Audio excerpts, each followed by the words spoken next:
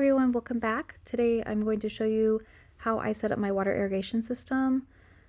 This is the supplies that I used, which was a 1/2-inch rigid tubing, a 1/4-inch flexible tubing. I got both of these in 100-foot lengths. I did these little stakes that have adjustable water heads. You can turn them off or drip them or even have them as a sprayer. Those are the L connectors. I have one of these puncture tools, and also there's a little hack on how to get your barbs in with them. This is just the end piece of my 1/2-inch tubing. Some connectors to connect a regular hose to a 1/2-inch tubing because regular hoses are 3/4 of an inch, and the barbs. I got 100 of these, I believe. Now the next thing that I'm going to show you is a PSI regulator, which most people do need. It also came with an all-in-one kit, so it was a PSI regulator and this like overflow and filter thing, but I ended up returning it because it did all sorts of leaking and I couldn't get it to stop. So I ended up just turning the water pressure down manually at the spigot, but it's probably not the best or what you're supposed to do, but it's going to work for now until I get another PSI regulator.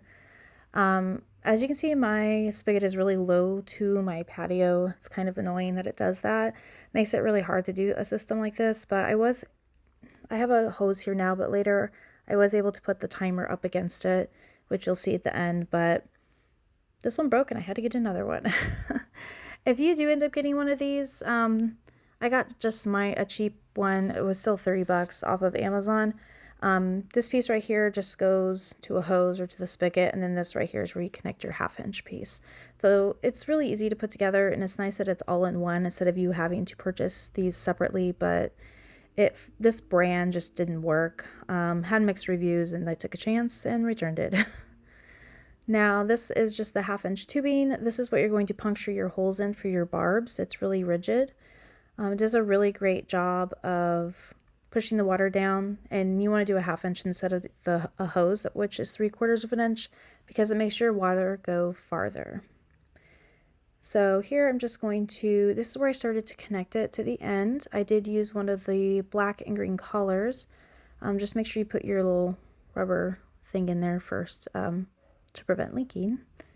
And then from here you can kind of customize it. I used the L pieces and these other little colors, and you can bury it like this. I ended up burying mine again. It did pop up when I was working with it, but just essentially wanted it out of the way. And the method I chose is just to run the 1/2-inch tubing all the way down the perimeter, outside perimeter of my garden beds. I have 13 of them and they're in a U shape. So I just wanted to run them all around the outside. And then from there I can puncture holes and have the 1/4-inch pieces going inward towards the center of the bed. This allows for flexibility. It allows me to plant wherever I want each year. I can turn some beds off and some beds on. It's really nice. The stakes that you just saw right there, those were not garden stakes. They're technically turf stakes, but they were out of them at Home Depot. I actually like these better. They were 100 for $10. They did really well, and even though they were a little loose, they were easy to tighten, which I'll show you in a sec. But yeah, much better deal. Go to the fake grass area and get those instead. Here I'd already done the L piece, but it was kind of falling and it needed to be a little bit more snug and precise. So I just did my girl math and clipped it where it looked good and ended up working out perfectly. All of these have those collars. As you can see, they really click lock in there, and I have had zero leaking issues with those kinds of collars. I highly recommend them. Some don't have the collars, and I've heard problems with them leaking. So I went with these. They weren't very expensive. So there I just showed you just clamp the little legs together, and then it tightens them right up. I just kept them all in there. I adjusted this several times throughout just to kind of get it in the right spot. I think I used approximately 3 stakes per section of wood.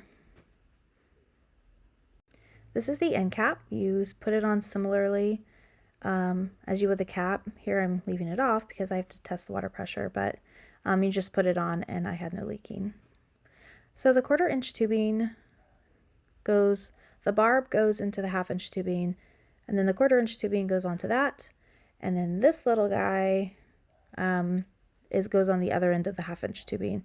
I'm twisting it here because it's really, I'm just showing you how easy it is to get a different water pressure depending on what bed it is. I did end up getting some hot water, although in hindsight, I really only needed warm water and about 5 seconds. Everywhere I looked online says you need really hot water and you needed to put it in for like 10 to 20 seconds, but I didn't find that that was needed for the tubing I got. Just needed a little bit. I pre-cut all of my pieces. I did them in about 2 feet length. Most of my beds are about 4 feet square, so that was plenty for me. Here I just ended up putting them in the water on each side when I was working with it, and they just slipped right on. So if you take this little blue tool, it punctures the hole into the 1/2 inch tubing, and there's another spot on it where you can actually get the barb in really easily as well. Here I did the barb by hand. It wasn't terribly difficult, but using the tool was much quicker and efficient and put it in the right space.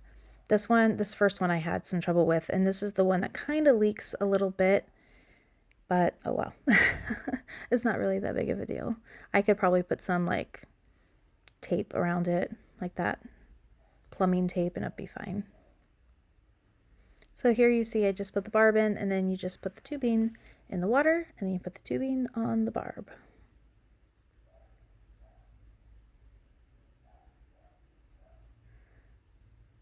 I almost did it too long there. You really just don't need very long.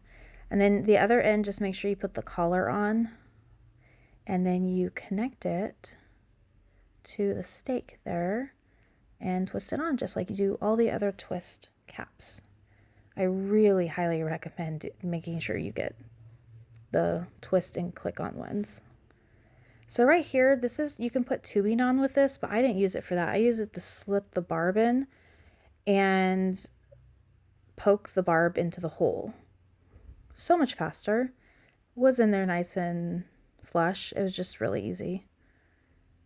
Boop, there it goes. And then it just, yeah, you peel it right off. So that's how you get the barb on easier. I don't have 3 hands, so I couldn't video record and do it with 2 hands, but yeah, trust me, it goes much quicker.